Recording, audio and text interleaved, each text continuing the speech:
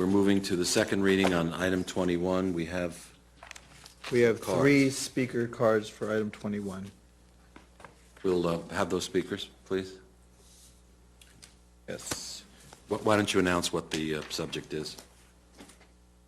This is adoption of an ordinance of the City of Pasadena amending Title III, Chapter 3.24, Sections 3.24.030 in parens Administrative Jurisdiction, 3.24.110 in parens Prohibited Acts in Parks and Public Grounds, and 3.24.190 in parens Violation-Penalty, and Title IX, Chapter 9.76, Sections 9.76.020 in parens Weapons and Prohibited Equipment, and 9.76.030 in parens Violations-Penalty of the Pasadena Municipal Code to prohibit activities in the lower Arroyo Archery Range inconsistent with rules promulgated by the city manager, and to make violations punishable in amount consistent with other penalty provisions in the Pasadena Municipal Code and according to the general penalty provisions of Chapter 1.24. It was introduced originally by Councilmember Kennedy. The speakers that we have, first speaker is Mitchell Tsai, followed by Terry McQuarrie, and followed by Gary Spires. Mr. Tsai?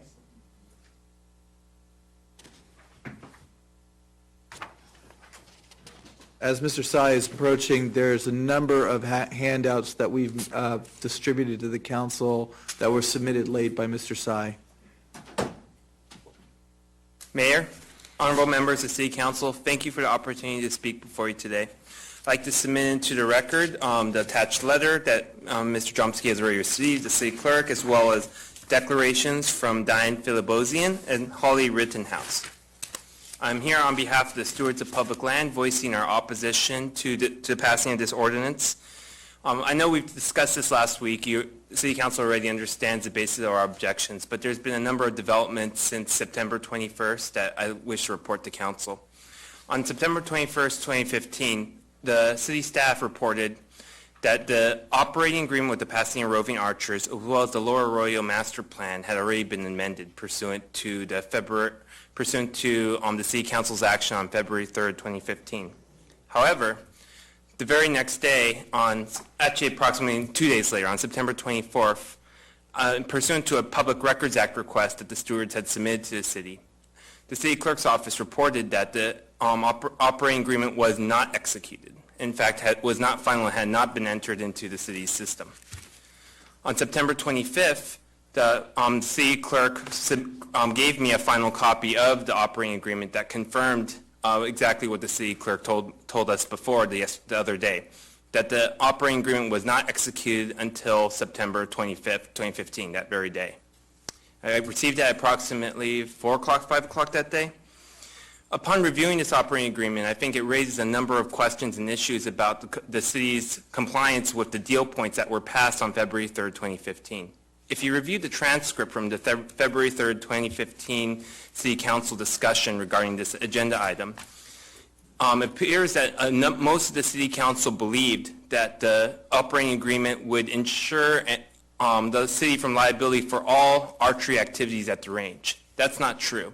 Both the insurance and the operating provisions of this operating agreement only cover PRA specific activities, which, as you probably already know, only occur on Saturdays and Sundays. It doesn't cover activities that the city has, archery activities on Mondays through Fridays or any other times, where the PRA isn't in control of the range.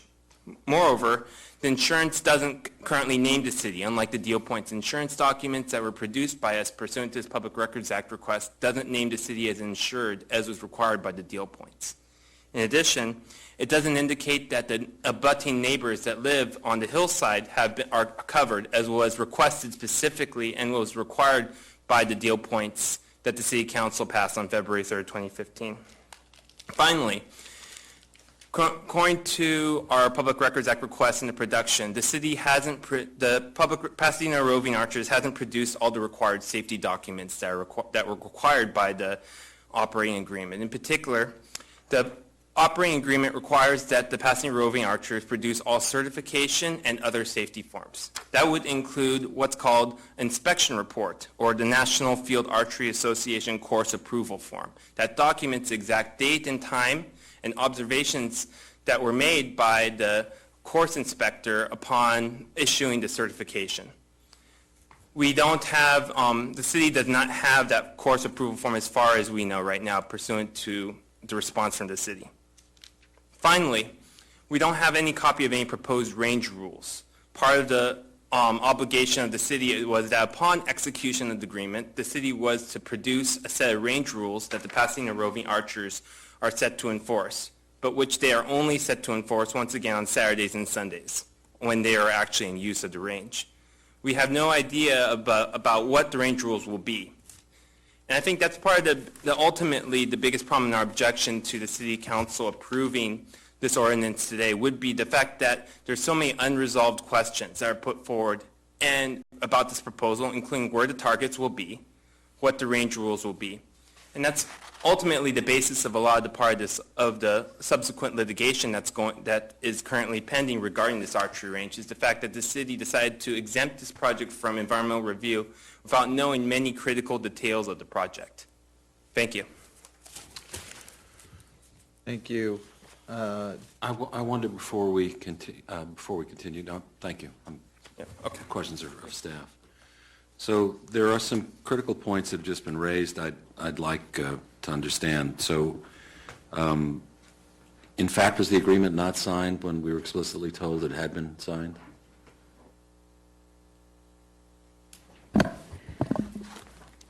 At that point when, at the meeting, I had already signed on behalf of the city manager.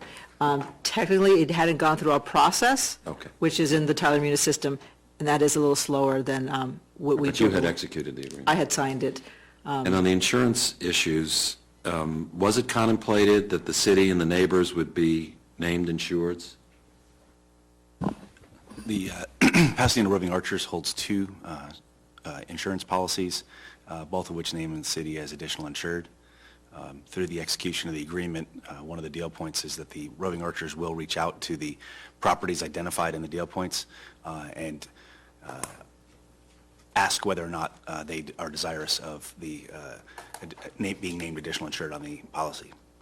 So you're going to follow through on that? That has not happened, but it has been communicated to the Roving Archers. They're aware of the need to do that. And the issue that I think Mr. Madison asked about in terms of the field archery report, the course appraisal form, I mean, that whole sort of certification process from the third-party organization, the professional organization? An inspection was done by an NFAA range inspector. City, myself, representative, did attend and review the inspection process with them, and we are now in receipt of an NFAA certification form. And finally, this issue about range rules, when are they to be promulgated or specified? The agreement references two types of rules. The PRA currently has and has had for some time rules for its members' use of the Pasadena range. The other set of rules are those promulgated by the city manager that are effective with the adoption and publication of this ordinance. Okay. Thank you. Additional speakers? Terry McQuarrie, followed by Gary Spears. Sorry. Good evening. I am Terry McQuarrie. I live at 676 North Raymond, and I just want to say that we do support the ordinance, which we believe will ensure the continued safe operation of the historic archery range. Thank you. Thank you. Gary.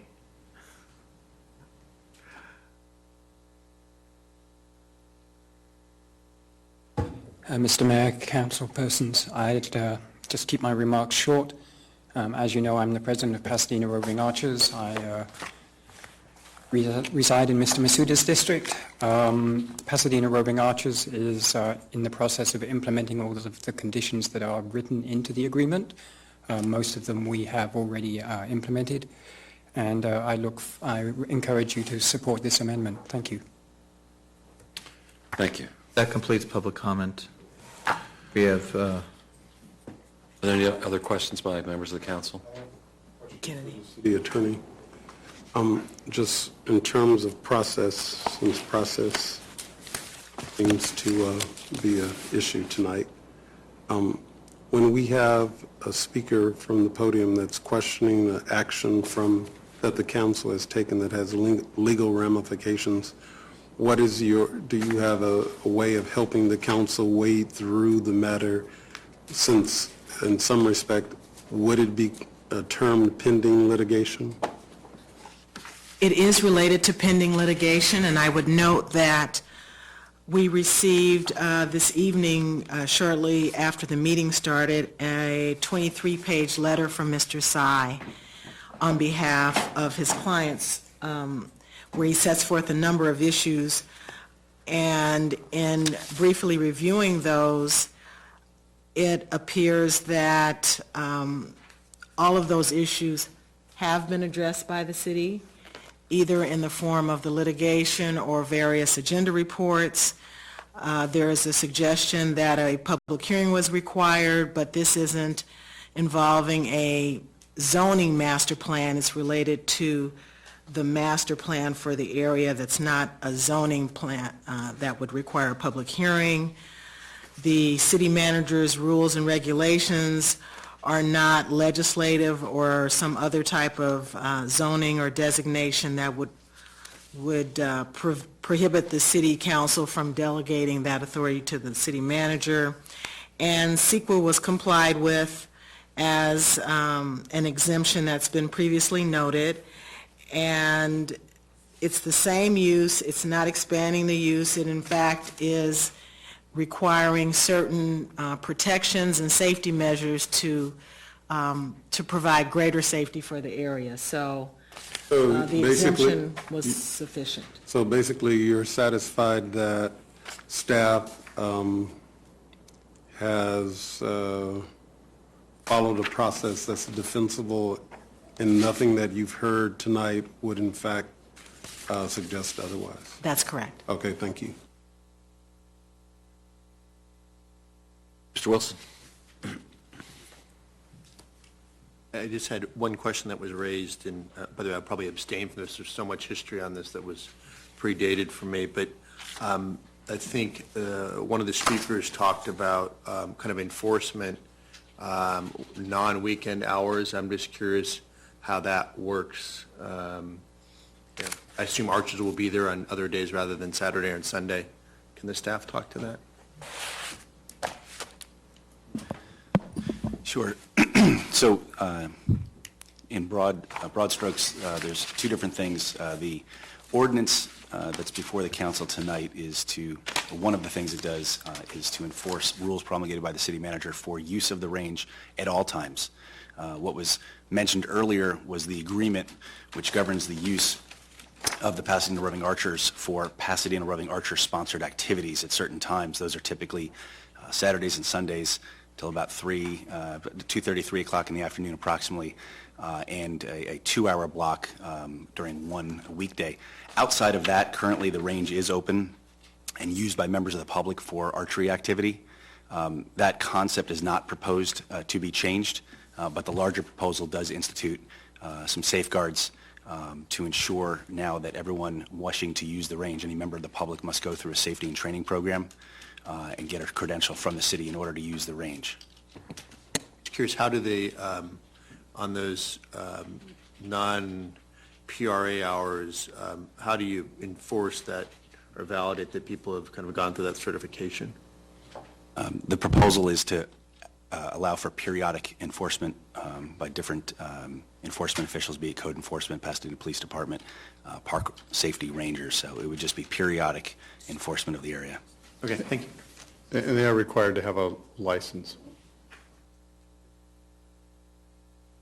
The difference is that as it exists today, there's no credential. And so the question, in my mind at least, when I supported this last time, is that this is a net gain in terms of the safety issues that exist today. All right, are there any more questions? Clerk will call the roll. Councilmember Gordo? Yes. Yes. Councilmember Hampton? Yes. Councilmember Kennedy? Yes. Councilmember Madison? No. Councilmember McGostin? Yes. Councilmember Wilson? Vice Mayor Masuda? Mayor Tornick? Yes. The motion passes 6 in favor, 1 no, 1 abstention. Thank you.